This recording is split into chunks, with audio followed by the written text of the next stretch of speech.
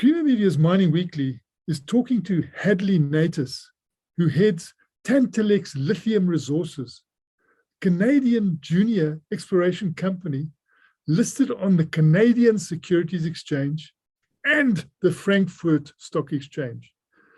Tantalex is focused on developing lithium, tantalum, and tin projects in Africa.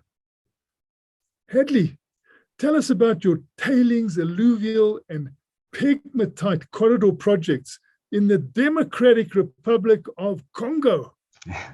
Martin, firstly, thanks a lot for taking the time for me. We have basically 3 projects in the Congo, all based in the Monono region in DRC, in province Tanganyika.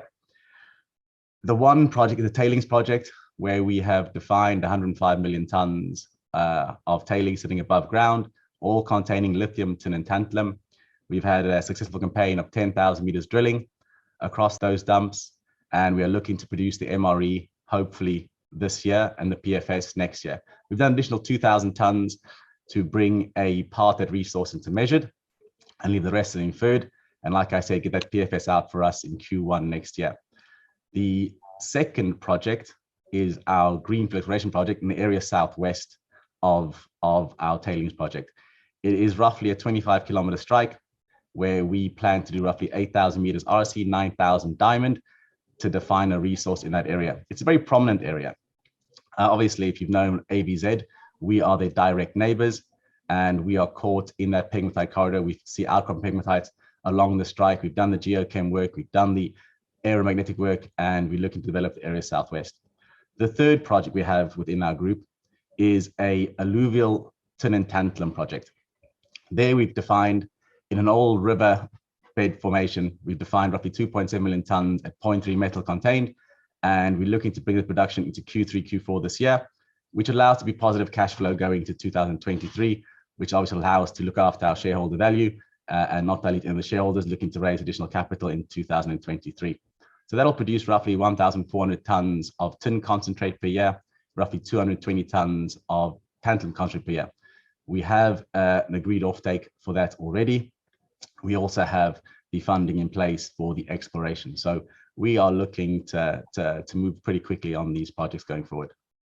That sounds very good.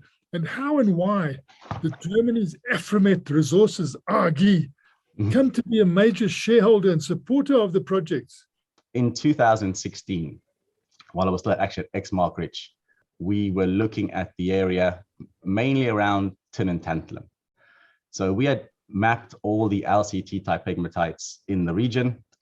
And when I got the opportunity in 2019, I was looking for an asset or a company who holds assets in that region. We stumbled across Tantalex Lithium Resources. They had the corporate office in Canada, unfortunately not a big presence in the Congo itself.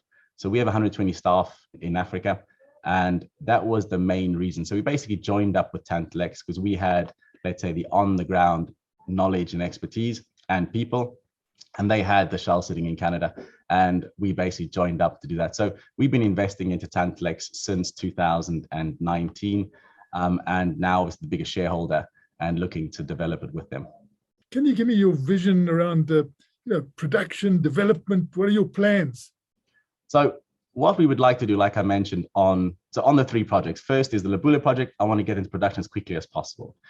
You get us cash flow positive in 2023 and show the market that we actually have the knowledge, the know-how, the people on the ground to actually bring something to production in the DRC. The tailings project, what we'd like to do there, we have done additional 2,000 meters, so 12,000 meters in total, on dumps K and dump G, where the values are very good. We're having great intersections, and we think we can put together a PFS around 15.5 million tons roughly, with roughly 0.8 to 1.1% Li2O. If we can get that into a PFS stage by Q1, we can then go out to the board and discuss agreeing to raise capital, which we plan to do. So the idea is to get Lubula up and running, carry on with exploration southwest and southwest corridor. That budget is in place and we have the cash and the funding already for that, and moving forward with the tailings project as quickly as possible. We want to be in production within the next 3 years, right, on the tailings to produce a lithium product out of the Congo, an SC6, which we can tell the market, look, that we are producing. It'll be very, very easy to mine. Obviously, there's no strip ratio, very low mining cost. There are a few issues, of course, with the power and infrastructure, but because we are operating there already as AfriMet, we do know our way around the region pretty well. So we are confident that we can bring a product to market very quickly.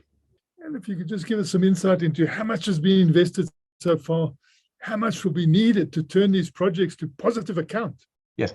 So what we've invested so far as AfriMet since 2019 is roughly 16 million.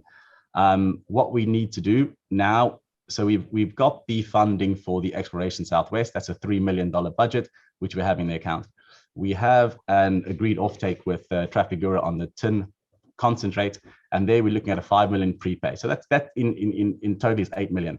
What we want to get to in Q1 next year is an equity raise to give our company valuation. We're looking for 15 million in Q1 next year. That should get us through all the production that we require, well, development we require to get us through to a DFS stage 1 on the tailings, and get a lot more drilling done on the Southwest Corridor and bring that into a resource for us. What is the intensity of the interest in what you're doing, and how do you see these relationships developing? So we have a lot of interest. We've been very clear on our strategy. We have not allocated any of the lithium units to anyone.